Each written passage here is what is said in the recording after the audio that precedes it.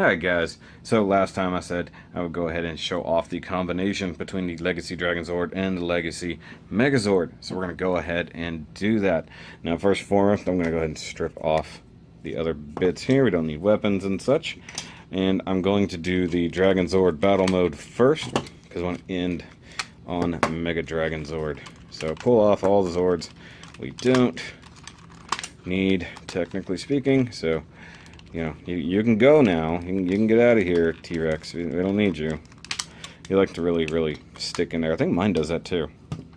So, throw those off to the side there. Go ahead and fix the arms. Leave those on there. Leave these the same. Go to our Dragonzord.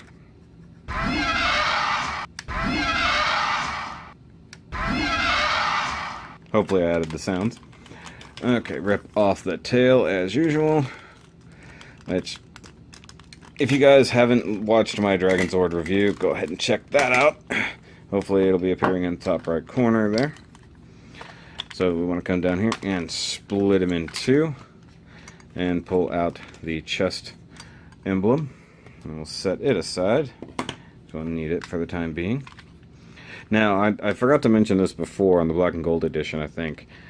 If you have issues with your Dragonzord staying together, it's because you forgot to fix this clip. This thing swings in and out for different modes, and if you have it tucked in, you won't be able to do that right there. So let's tuck the hands away, which honestly, this is one of my favorite transformations of anything ever. Just tucking those hands away, something about it. Alright, we'll bring the chest in like so. And I know I mentioned this in the Black and Gold Dragonzord review. I really love the painted version versus the chrome version on the Black and Gold. So swing this up here, pop the legs up, swing that back, and we'll see that lovely Dragonzord problem of these things never wanting to stay in place. So you can see they're about as wonky as they ever are. So take your Triceratops, jam it right there. Take your saber-tooth tiger, jam it in right there, and there go the knees. So I wish these parts had anything to do, they're just there. And yeah, we have a little bit of a lean situation happening.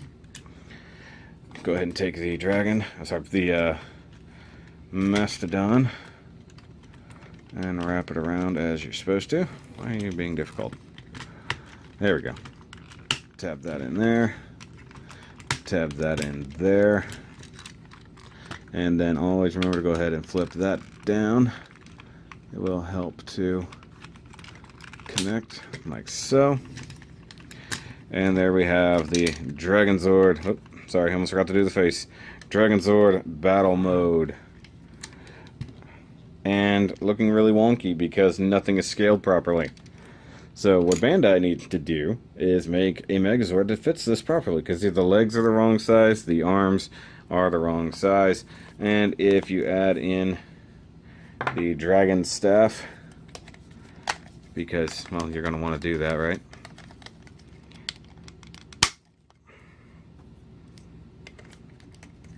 Well, then it just gets a little awkward, because that is stupid tall in comparison. And because you know it's coming.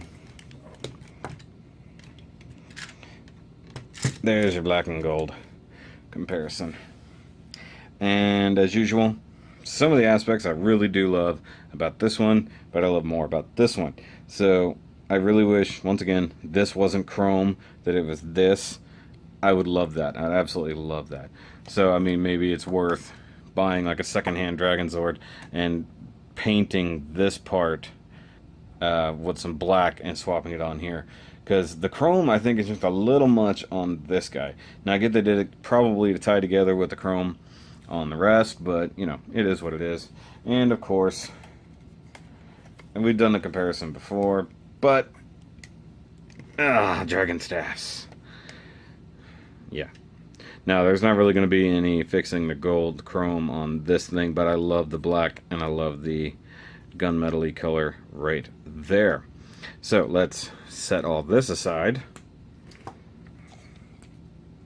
and get down to the big transformation. Alright, so of course we want to take the Dragonzord now. We've split off the rest of it. Go ahead and put it back like you're going into Dragonzord mode. Tuck the face away. Ooh, that hinge is a little loose. Alright, and we want to split it like an egg. Flip away that little clippy. And set the floppy mess to the side. Of course, we want to go back to our Megazord. Go ahead and slap this all together. Like you do. Arms clip on. Pterodactyl. Of course, fold away the ears. Make sure those are even. Down go the shoulders. And now comes the most annoying transformation gimmick ever. So, this isn't mine, so I'm going to try to be a little bit more careful. Now, one thing you got to remember, you want these tabs out. And you got to get all of this around the head of the Megazord, and that is incredibly stressful, especially considering paint. So I think realistically it needs to be clearanced a little bit. If it was mine, and I might actually do this on mine, I might actually try to sand away some excess there. Okay, so I know it's not down all the way. One part is always the friggin' horns in the back. Like I said, this one didn't even remotely line up. So these actually clipped on like they were supposed to, but there we go. And there went the shoulder clips like I needed. Actually, at this point, the thing is not important. Did I get it? Alright, so this little clippy back here for the Dragonzord definitely comes in handy here. And then you just pull up the T-Rex tail, tab it in, make sure you tab your pterodactyl in on the front. And the clips that should have been right in here would definitely hold things down a little bit better. I find it very difficult to actually make those happen properly, as you guys have probably seen. Alright, so there we have the Megadragonzord complete in its classic form. Now Dan's Dragonzord fin up here got a little bit bent. I can't remember what, he had it stuck in some mode and it was tweaked. I didn't do that, Dan, I'm sorry. We can probably take a little bit of hot water to it and straighten it out. But there's your awesome Megadragonzord. Now this doesn't look as out of place as the Dragonzord battle mode did. The legs are a little bit stubby, and yeah, he's incredibly top heavy. You give him a little bit more and he will go over. And these things are, they're super weak. This has always been a poor decision on Bandai's part for how the legs were designed, because massive die-cast feet to keep the Dragonzord upright, but then no real way to tab them in place in this mode. So, I mean, this thing looks really awesome, but definitely not without its issues. But of course, we have to compare. So we'll slide it over, and this will be a first ever in my home. 2 Legacy Megadragonzords, same place, same time, and yeah, both pretty epic. Though I'm not gonna lie, I'm gonna lean a little bit towards this one for the uniform color scheme. The regular Legacy one is, you know, pretty sexy in its own right.